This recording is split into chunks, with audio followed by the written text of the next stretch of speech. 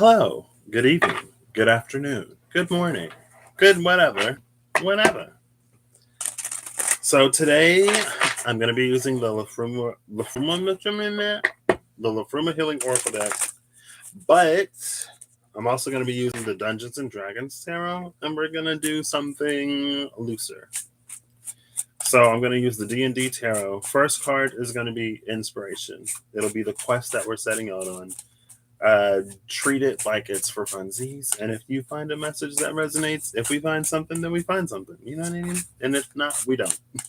Then I'm gonna get the first Liffruma will be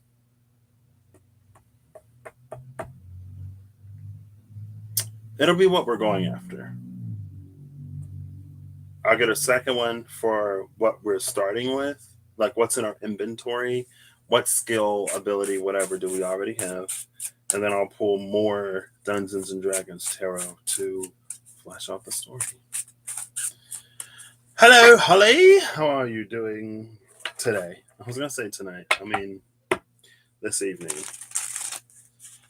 Oof. Oh, wow! It just spat out two cards. I was shuffling it, and two cards got spat out. One of them is on my foot. The other one fell on the floor.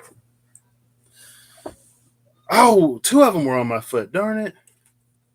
We got a four. It might be the four of charisma. Hey, Sandra, how you doing? Oh, oh, oh! Where's the other one? It was on my foot, but then I dropped it. It was on my foot, but then I dropped it. Oh, here it is. We get a 4. We get a 9. What's up with boats lately?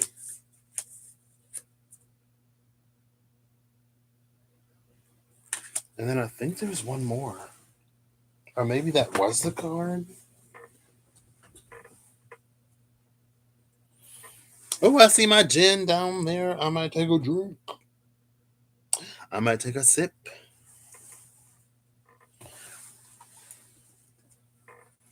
We have neared the end of one chapter.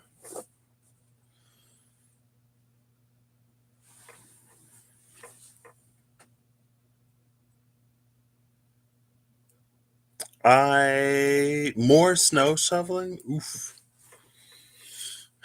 We went out. Well, I went to Starbucks and there was like snow on the car. Is that it? I kind of want to count these. I'll find more later if it is it. Is this a choice of path or is this both of them? We'll take them both as the inspiration. So we get this mystical, magical gnome person sitting in its home. And then we get a merry band of adventurers that are on their way. Already. It's almost like we're already on our way. I like that energy. We're already on our way. So it's almost like, we're not starting, like we're starting in the middle of this. Like whoever these people are, they already know what the quest is. They already know what the objective is. I think this is the 4 of charisma. It is not the 4 of charisma. It is the 4 of wisdom.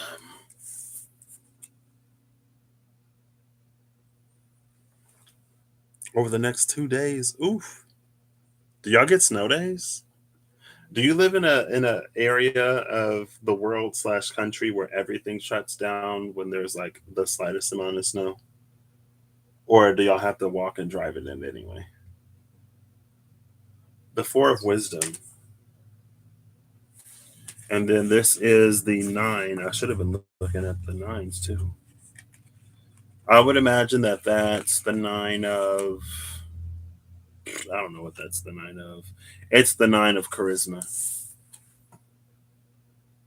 4 of wisdom, 9 of charisma. That's like 4 of cups, 9 of pentacles. The inspiration for the 4 of wisdom. You discover a treasure map within an ornate box in the hollow of an old tree. Oh. So I thought that they were coming to this magical, mystical gnome, They found this treasure map and they're already on their way. I don't know if the gnome was there when they visited.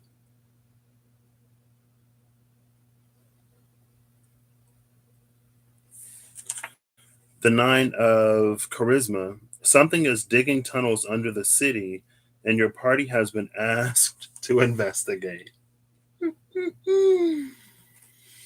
So we're going after a treasure.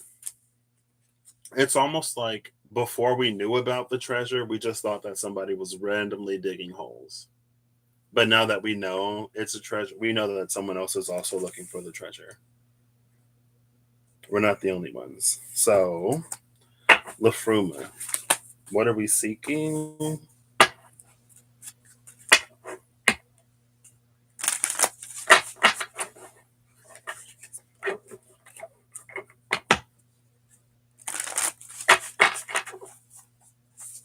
First rune is what we're seeking. Second rune is what we're starting with. What are we seeking? What is this treasure, I guess? What is the treasure? I love how this worked out.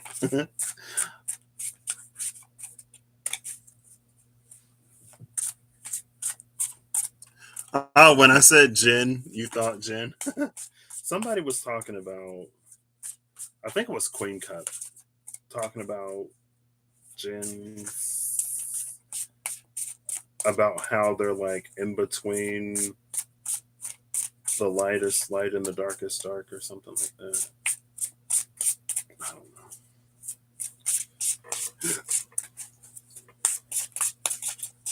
What is this treasure? Hello? Am I going to have to pull a card? I'll give it 3 more. Ooh, that almost came out. You know what? I'm going to go to. This is funny. It's interesting. It's all interesting. This gnome could be a dwarf. And I say it's interesting because I was playing God of War earlier, and I found the last seasonal stag that I needed to find, which was Dvalin, the Stag of Summer. And when I found Dvalin, I was like, oh, I think that's like the dwarf who guards treasure in the Idrisil Norse divination cards. It's either the dwarf that guards treasure, or it's the king of the dwarves who can navigate his way through the entire realm because he knows the ins and outs of it. Now we're talking about treasure. I'm tempted to think that it may indeed be the one who guards treasure. Don't you love synchronicity?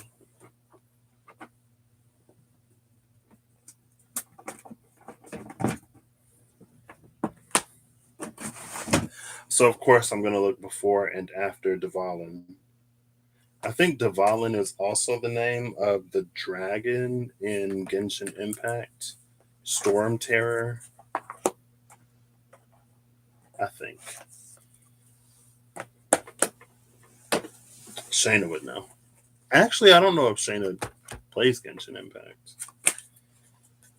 Am I going to shuffle it first? No. As this deck is. Looking for Dvalin.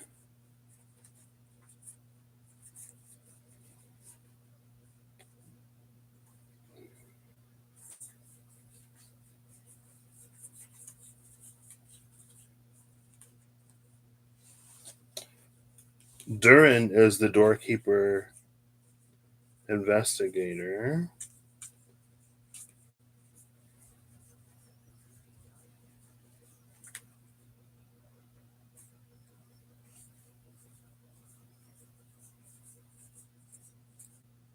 Akenskjold. Akenskjold is the one who guards the treasure. Am I gonna? I'll set these here just in case. Is Dvalin not in here? Did I just completely misremember?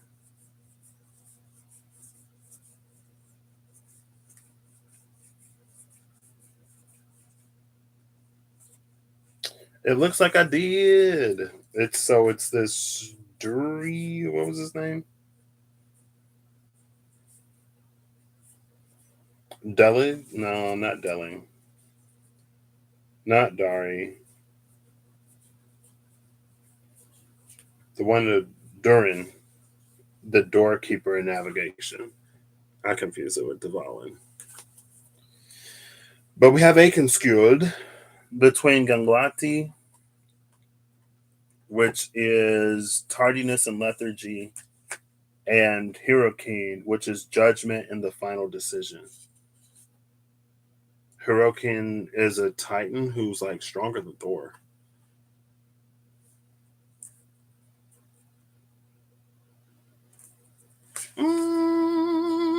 We'll see. They're here. So that makes this seem like it's some kind of like race to see who gets the treasure.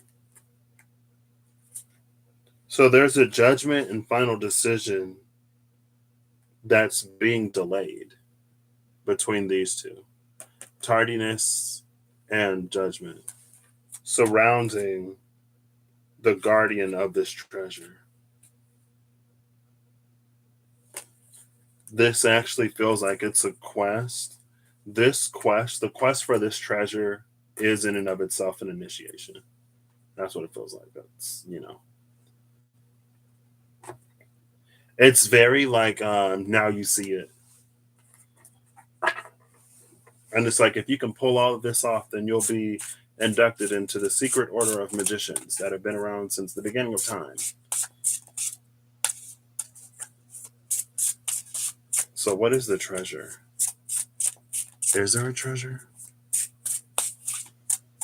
A lot of snow are weird conditions because snow is very expected in Montreal. Oh yeah, you did say you're in Montreal. I forgot. Yeah. I feel like my very limited, ignorant American opinion is if you're anywhere in Canada, snow is not a surprise. As far as we know of Canada, it's like snow, more snow, moose, meese, maple syrup, beavers, snow, and poutine.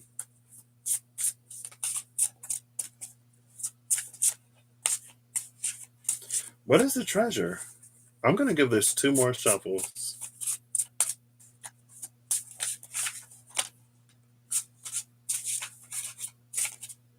We don't know. Okay. We don't know what the treasure is. But we should know what we're starting with, right? The real treasure is the friendships that we make along the way. It's the trust and the strengthening of our bonds.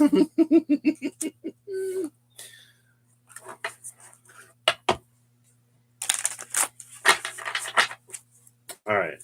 What are we starting with? Hey, and sorry. Yeah, sorry. How could I forget sorry?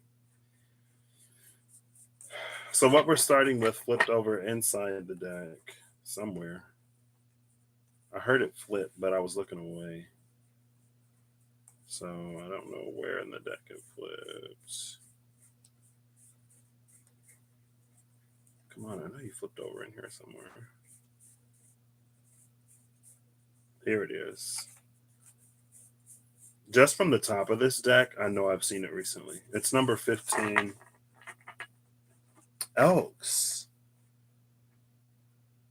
I have seen elks recently. Elks, meese, caribou.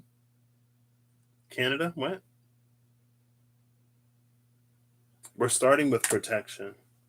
Bottom of the deck is wasps, which is a card that's becoming more and more popular. I love meese. Goose, geese, moose, meese. Why not?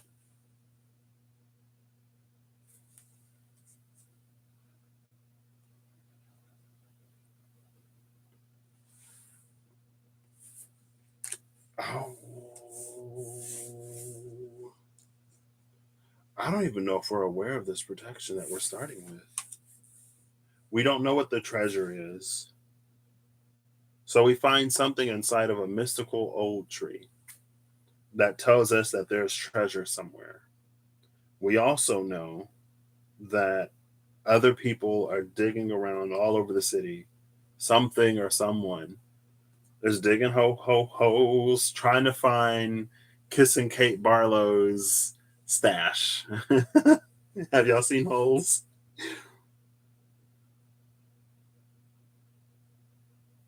We don't know what we're starting with, or we don't know what the treasure is, but we're starting with protection. Protection feels like some kind of boon, but it does. I don't know if we're aware of it. I feel like people have been talking about holes for some reason. I have a real. Oh, what is this? Who was this? What is this?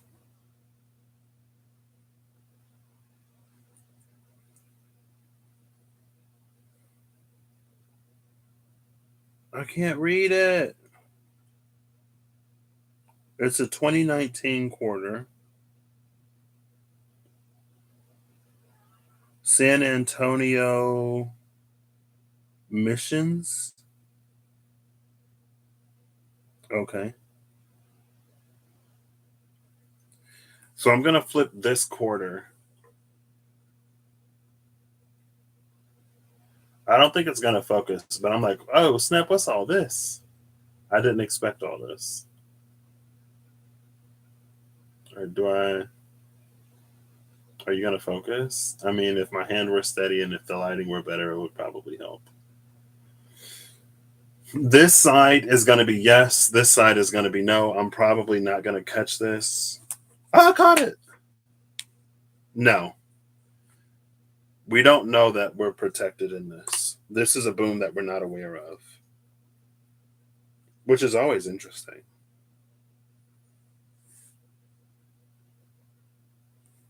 So we don't know what the treasure is. We don't know what we're starting with. We are off to a great start. We happen to do upon oh look, was sap impassioned. Sap comes from trees. This is something that we find in the tree that impassions us. We had this new like, oh my gosh, we're going on an adventure for the like. This is like baby's first adventure, like first D&D campaign. You know, the first mission, because we don't even know what the boon is.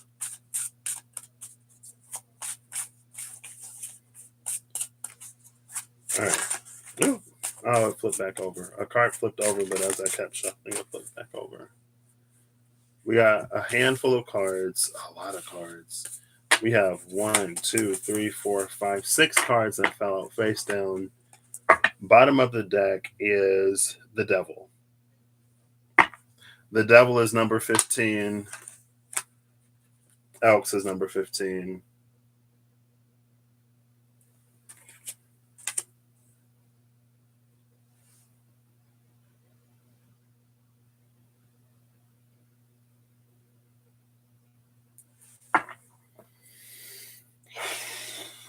Okay, well.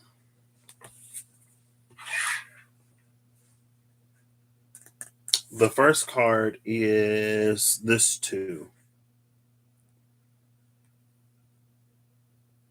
This 2 feels like character customization. Do we want to be this rogue class? Do we want to be this wizard? I guess that's another rogue class. Maybe that's a warrior that dual wields swords. There's also like, do we want to focus more on like intellect and wisdom, or do we want to focus more on strength and agility? Magic or melee? The first question is magic or melee. If you choose melee, you can be really tanky, or you can do a lot of physical damage. If you choose magic, you can do magical damage, or you can be a healer.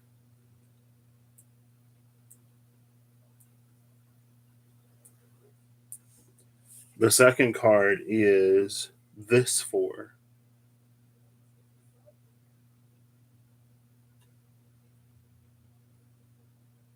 And I love that again. We see our spellcaster and we see our melee person.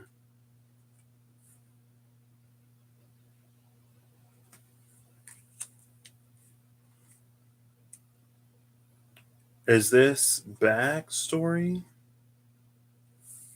or is this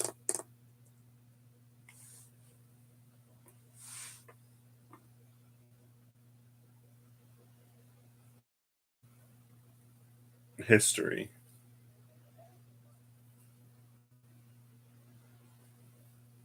I want to clarify this one. I'll keep you here so that I can remember you are at the bottom of the deck. Oh gosh, no, we're not taking a million cards. This knight of, I'm assuming, intellect came right out. It is a backstory, but it's a backstory that tells of the future. This is a card of destiny. It's a destiny that we're born with. So everything from the very beginning is to put us in, like, we were on this path before we were conceived. And everything that happens from birth until that moment is for the purpose of that moment. So yeah, it's not surprising that we don't know what this boon is because the boon was given before we were even born. It's almost like the conception of that child was due to divine intervention or to divine assistance. The next card is this 5.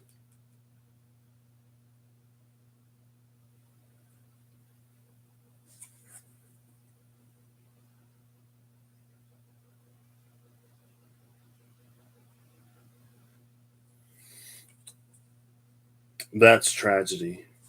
That's the thing that happens. It's like a troll attacks and destroys your village, and now you become a fugitive, run away, blah, blah, blah. What that does is it destroys our connection to the past.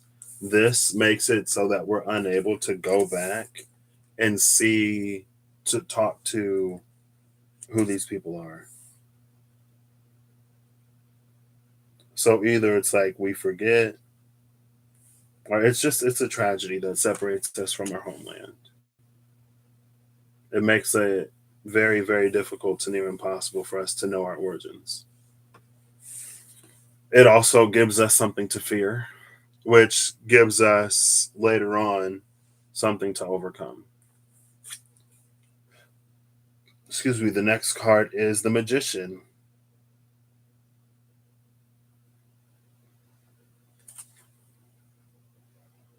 So the Magician is the point where everything comes together. I mean, the Magician, because the Magician is the Magician. We know that the Magician has access to all of the suits, all of the aces. So whether we go on a magic heavy sort of part up until whenever, or we go to a melee heavy part, this is the point where we integrate the other.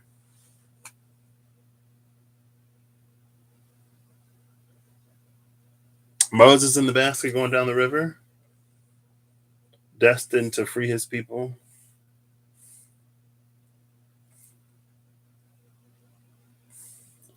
This magician, though, it feels like it's also the um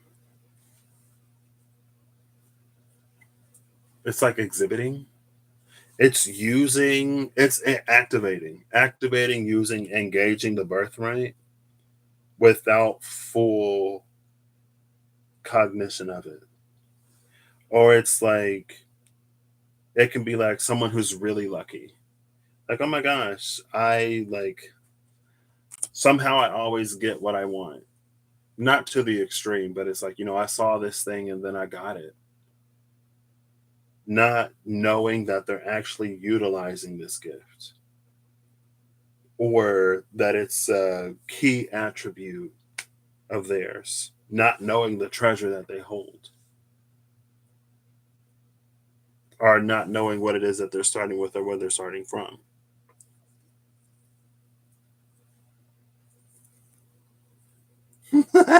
The eyes emoji. Oops, Sandra.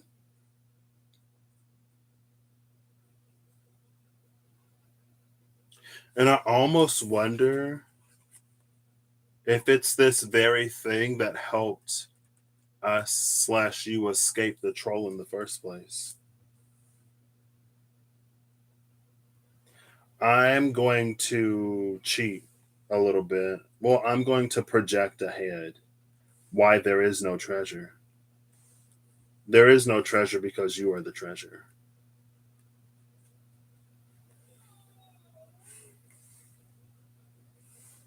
Whatever power they thought they would find in this treasure, you hold. It's almost like it's like you are a fully autonomous being, but also like you're the vessel for this power.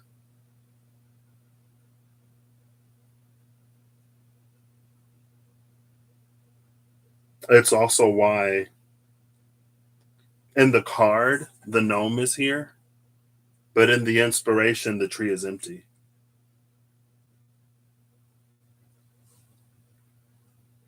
So this is totally one of those like, so the real treasure isn't part of the treasure is the friendships that you make along the way.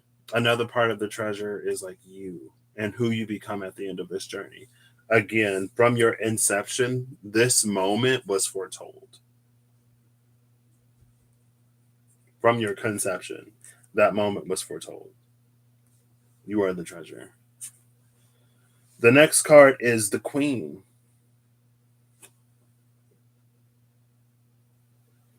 I love the I love the eyeballs emoji. It's so like versatile. You can use it for so many things.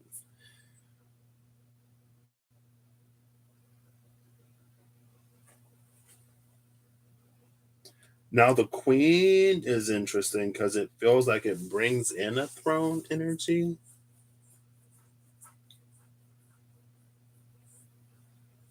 So it's like I don't know if you win a kingdom at the conclusion of all of this, or if like your birth parents that you like because you're born and there's some catastrophe, right? It's very like Rapunzel, Tangled Rapunzel. How like she was locked up in the tower, but she was actually this missing princess. You know, like I don't know if like you're the missing princess who becomes the queen, or if you um win a throne. You know what I mean? The last card in this series is another nine, but it's a nine of a victorious and valiant celebration at the end of this. Here they stand victorious. There they were setting out.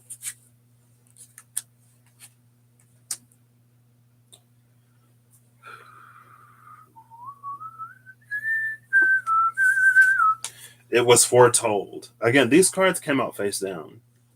It was foretold right here at the start, which was the second card. It was foretold. And here, the last card, she stands victorious with that sword.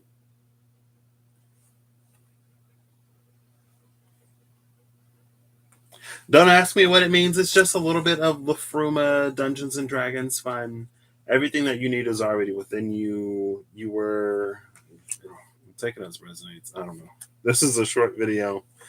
Um, this was fun. I love when these come out cohesively. They often do. Oh, so this delayed judgment, the delayed judgment. No, it was these two, Hirokin and Ganglati.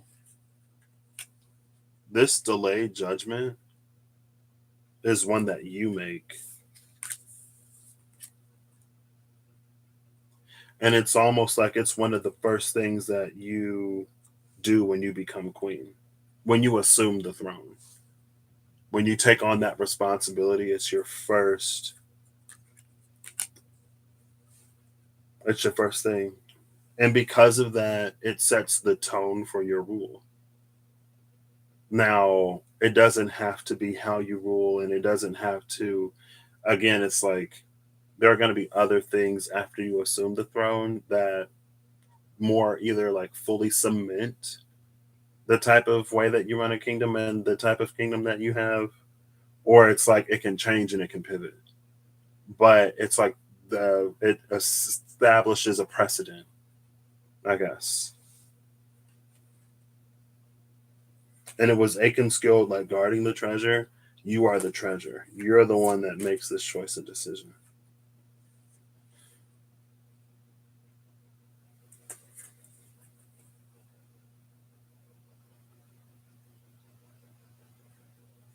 And that's why I doubly love this magician energy here.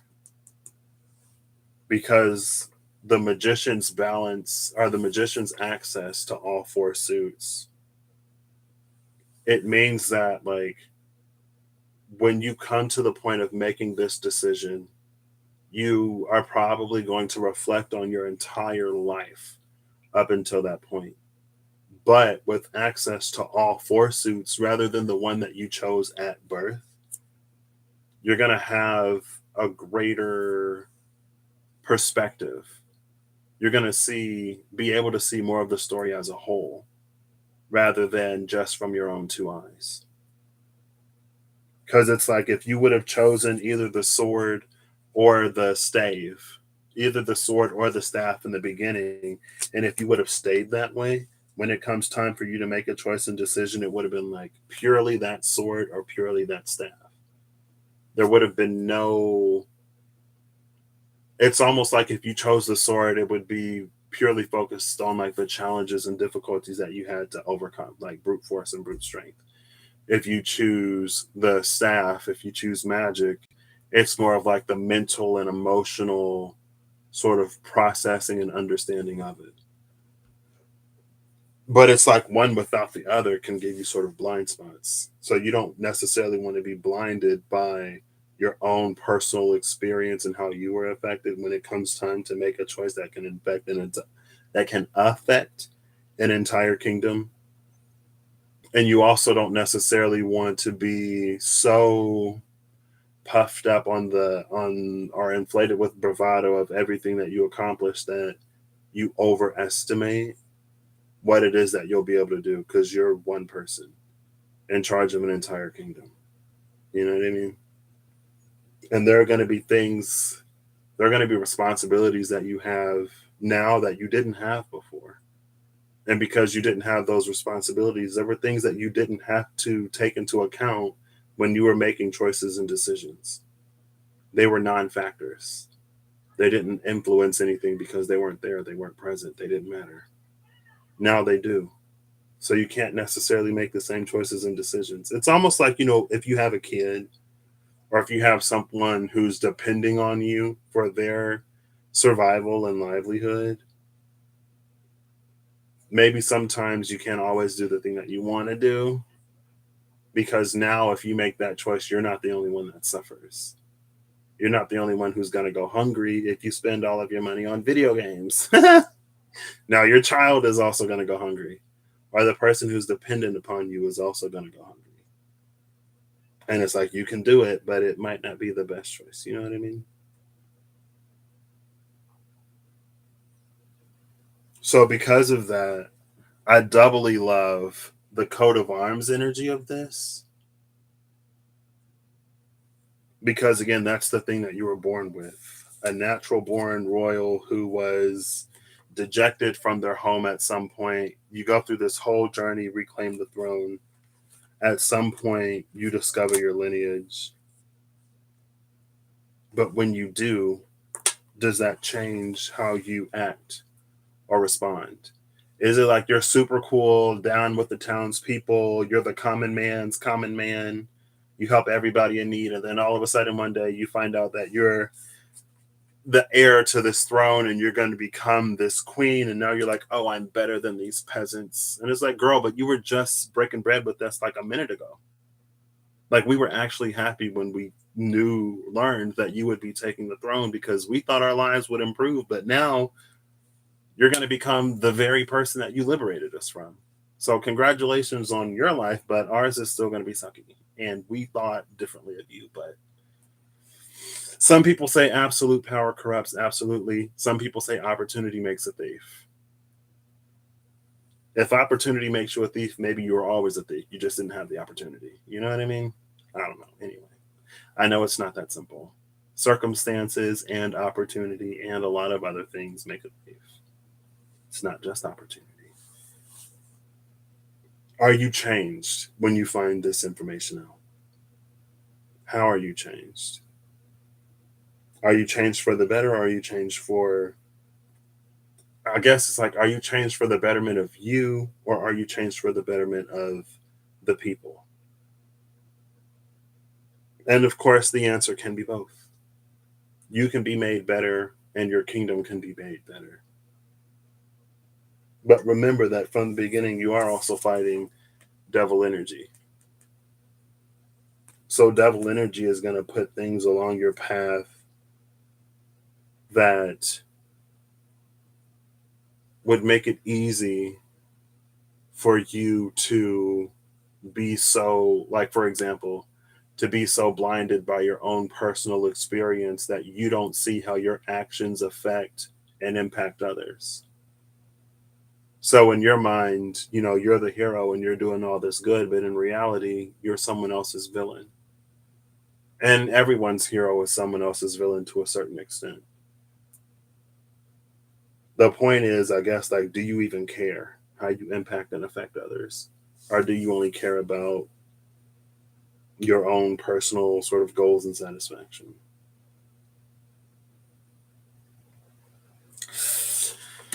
So the queen is making the judgment call, but a judgment call is also being made on the queen because this boon, it's not hers in that way. Whoever gave the boon can definitely take it. Or what'll happen is it might be one of those things where it's like the boon can't be taken, but what will happen is someone else will be sent to rid the land of its evil, but you will become that evil. And so something or someone else will be given a boon. Oh no. This is the card I don't want to see at the bottom of the deck. Not this evil queen energy. No. I mean, it's a choice. When you stand victorious at the end of all things, which queen will you choose to be?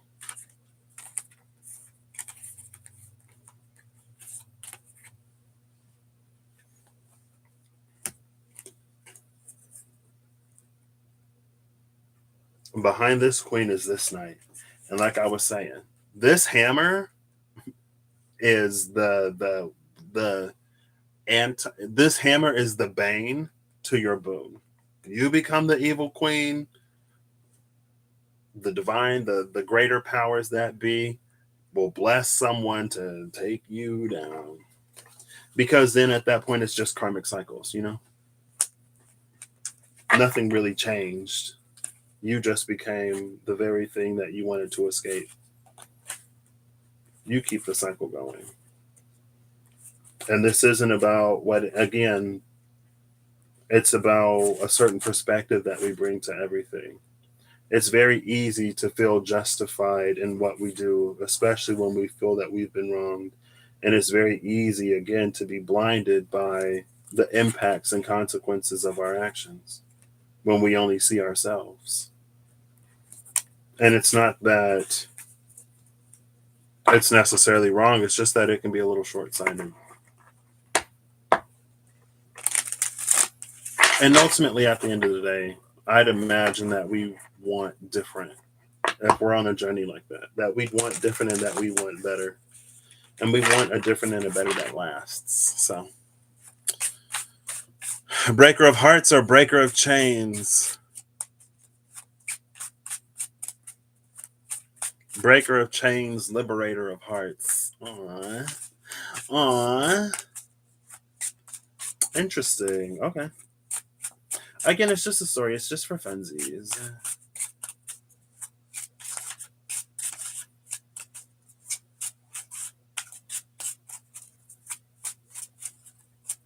Okay. D&D, final card, please. Oh, I was shuffling and some cards just like flopped out of the deck. Oh, it's only two of them. Okay. We have a 9 of contemplation and a 3 of learning, question mark.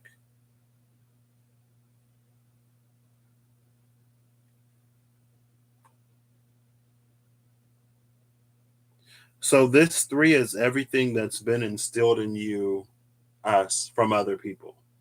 All the ways that we've been conditioned and trained and taught about how to be a productive or not member of society.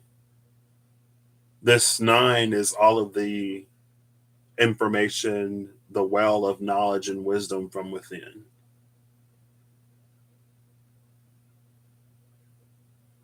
That is a little Catholic. Ooh, see, look at that.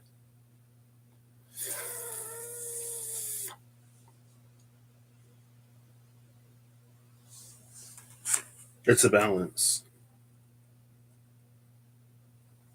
Because I think when it comes to this energy, it helps us be not so I almost want to say self-entranced. It helps us be not so self-entranced. It helps us be not so self-absorbed. It helps us be aware of or consider the repercussions and the ripples and the ramifications of our actions, so that we don't become like super selfish and then go down that whole path. That's where this is helpful. I think this is helpful in us seeing, recognizing not only the things that the divine puts within us and our souls to bring to the world. I think it also helps us sort of like see or establish a path for ourselves, so that we don't just become whatever we're conditioned to become. It gives us a sort of agency to break out of a mold and to find what our true path is. The bottom of the deck again is that Knight.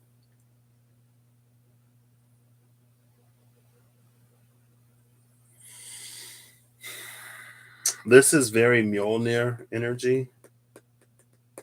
And the thing about Mjolnir,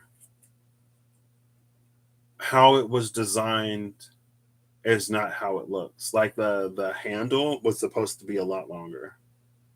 But because of Lokian intervention, a mistake was made in the final steps in the forging of Mjolnir, and it was a lot shorter.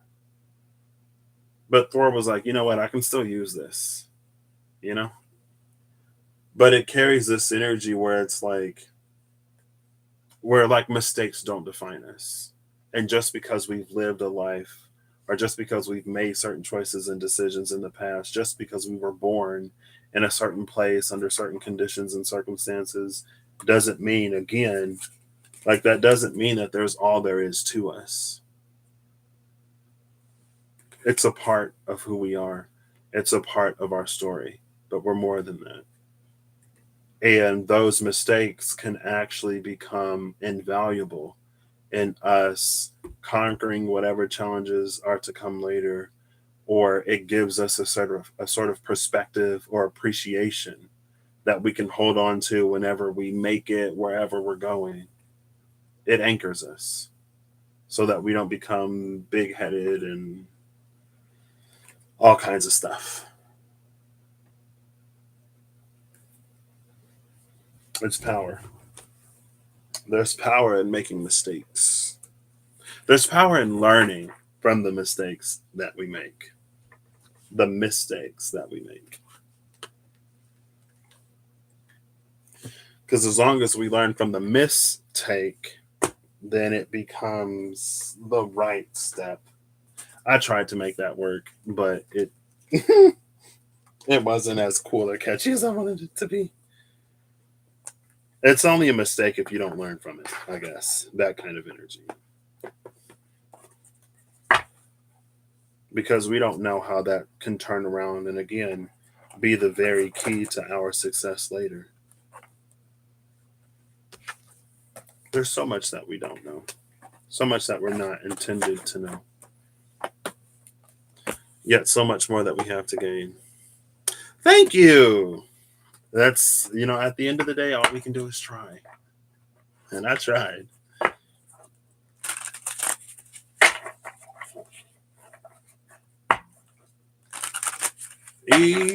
Seal. Norse divination card. Please. Final card.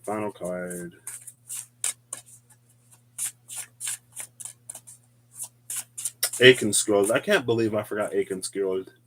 Like, I used to see Aikenskjold all the time. All the time. What time is it? So all I gotta do is, like, can I go to work now and just sign my papers and be done? Oh no.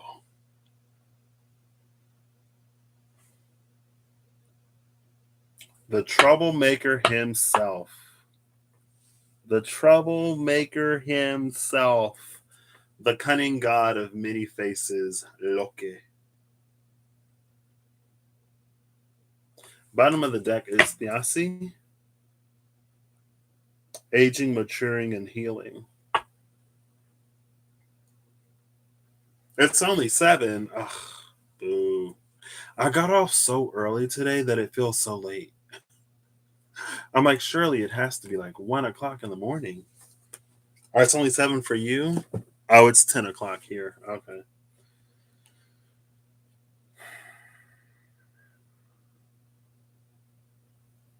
This aging, maturing, and healing of Loki. Behind that is Vidar, but that's fine.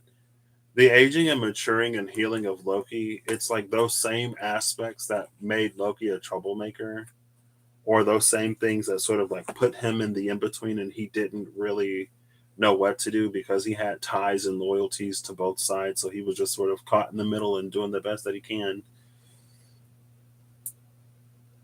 It matures that energy. Again, that's just like realizing that the things that life taught us and gave us along our path and journey can be used in ways to benefit us.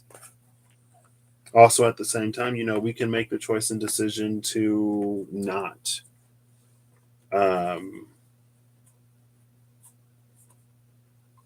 to discard instead of try to salvage. And it's not for one person, it's not for me to say what the right choice is, especially in a broadly sweeping way. Some things there is no salvaging. Some things can be. Some things are for us to take with us. Some things aren't. Use your own discernment, intuition, guidance. The divine will tell you if you have an ear to listen. It might not always be, the answer might not always be easy to accept, but we will hear what it is. We will know. Sometimes there are things that we want to walk away from, and it's like, this one you kind of need, so we're not going to let it get away from you. Some things we want to hold on to, and it's like, that can't go with you. Again, we know, but we always don't want to hear. So, anyway. The last rune.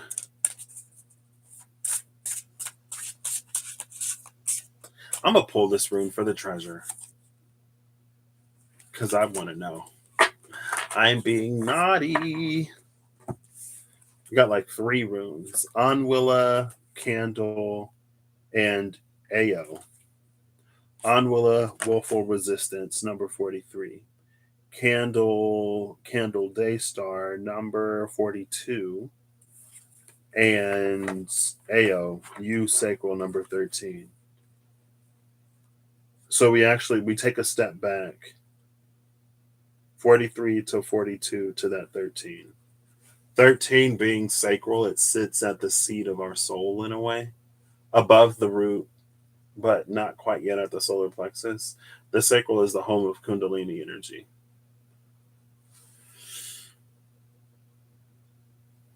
This is a resistance to that sort of light within us, for whatever reason. That's what the treasure is. The treasure is the light that sits at the spark, that sits at the seat. And it's a light that defies our understanding of physics and what light and dark is.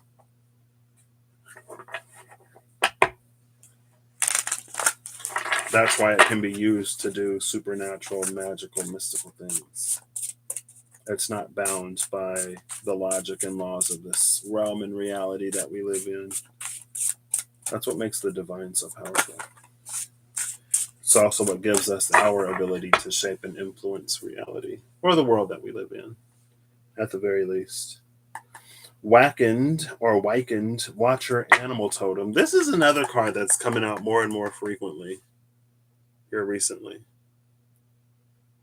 This is when I was playing God of War earlier, and I was like, when I was talking about the Nornir chest and I couldn't find the whatever, this is the rune I saw. This is the rune I saw on the thing. Remember, if you watched the live earlier of me playing video games, then maybe you do. Number 36, which is a 9, Aigeshalmer, and number 41, which is a 5, Needle or Needle. Needle, Mend, Helm of All, Wheel, Shield, Aigeshalmer.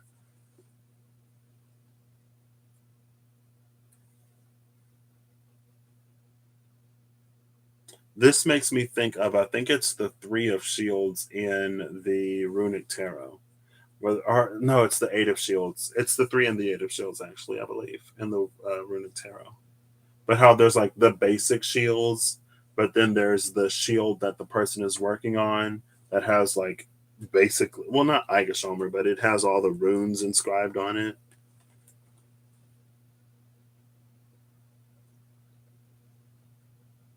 It's like the construction of a bind rune. We're stitching together multiple pieces of information from seemingly disparate parts. And that process is being overseen, almost guided by the Watcher, but the Watcher is an observer. So it's a very hands-off sort of guidance, because ultimately the choice is ours. But ultimately, it's almost like it doesn't do us any good to incorporate runes that we don't know how to use. Or it doesn't do us any good to go for something that doesn't benefit us. You know what I mean? And so it becomes very flexible. And so it's interesting because it makes it seem that like fate or destiny, it makes it seem that fate or destiny is a lot more defined than it might be. But life is going to adjust to our choices and decisions.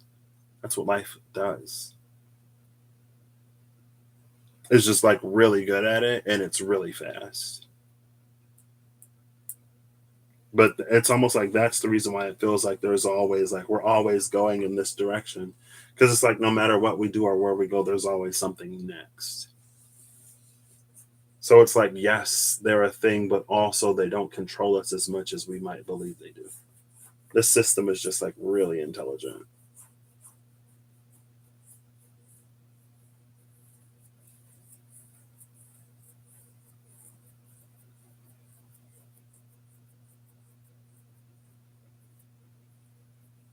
And sometimes it presents us with things that we don't even take. Right?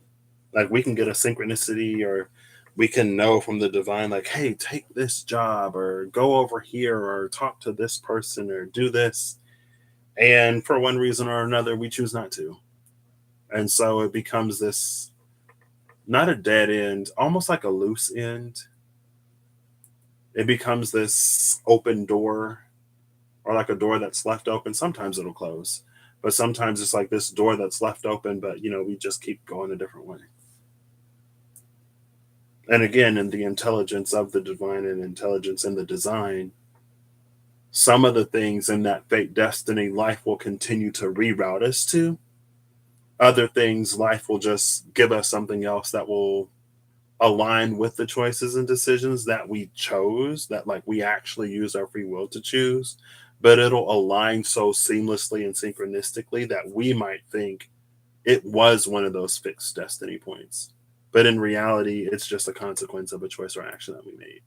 Some things are fixed for sure, some things not so much. But again, it's like really intelligent, it's really quick, and it's really good at filling plot holes, tying up loose ends, and retconning things. I don't know, take it as it resonates or don't. I hope you all have an amazing whatever whenever you see this. I hope you're acting in alignment to make all that you wish to experience your reality. Thank you for joining me on this fun quest, this game of storytelling. Thanks Holly and Sandra for being here. This was fun. It was interesting. We'll see. We'll see if anything comes of it, if it means anything, or if it's just, an excellent way to see how the Liffruma can blend in other ways. I do kind of sort of want to try to use the Liffruma more as a clarifier, just to see how it plays in the clarifying role rather than the leading role. But I also have 8 signs that, if I'm being completely honest, I'm like, I don't know if I want to finish the rest of the 8 because I already released the 4, and the Fruma is already, it's not like released, but like the soft launch, pre-launch, whatever has already been initiated. And I'm like, but also I am in between jobs technically right now, so I'm going to have an abundance of time that I need to be using to either take up experiences to fill this time in a way that I won't necessarily be able to, aka take a trip or vacation, or I need to be like getting ready for the next thing. I would love to go back to the UK. I would love to have been able to like be leaving tomorrow for a flight to London, but my London people aren't in London right now, and India doesn't feel like a right now sort of trip or place. As I say, India doesn't feel like a right now trip or place. I'm like, actually, maybe it does. Maybe it does. No, there are things for me to tend to here, and there are logistics for me to figure out. And there's a lot of stuff that I want to do that I didn't have the time to do when I was working so much. So we'll see. We'll see. Russ is where in Ecuador right now. I don't even know if you have to have a visa. I don't know if I would have to have a visa to go. I would need a visa to go to India. I'm pretty sure. That's one of the reasons too why I was like, I'm not gonna just jump on a plane. If I was going to Europe, I wouldn't need a visa, so I could just book the tickets and then show up. I don't know if I would need a visa to go there. Maybe not. I don't know. Then it becomes a whole bunch of logistics and stuff. And I don't know if South America is. I don't know if South America right now is necessarily on my list of places to go. If Russ was somewhere that like I wanted to go, then like that's also the reason why I'm like, don't know if I'm feeling India right now. Also, there are, like I said, things that I would like to tend to here. So as much as I do really wish I could like travel somewhere, I also know that it's not for me to do right now. So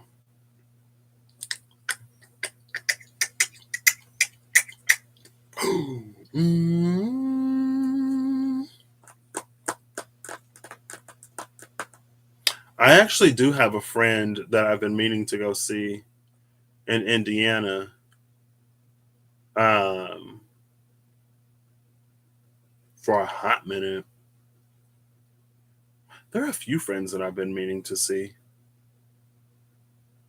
2 of them I did get to see last weekend. Um, I have a few friends in the DC area that I would love to see. Some in Indiana.